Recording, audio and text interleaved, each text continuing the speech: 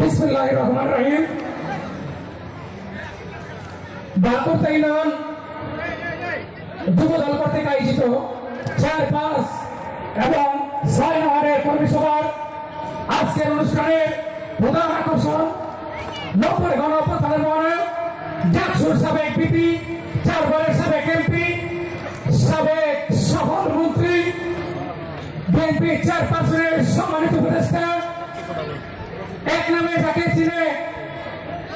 আমানুল্লাহ আমান, সবাই চলে নিতে পারে। আমানুল্লাহ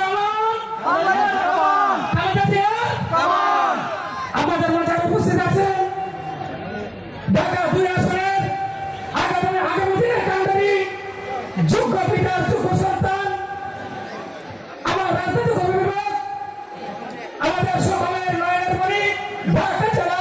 বিএনপির সংগ্রামী সাংগঠনিক সম্পাদক জনাব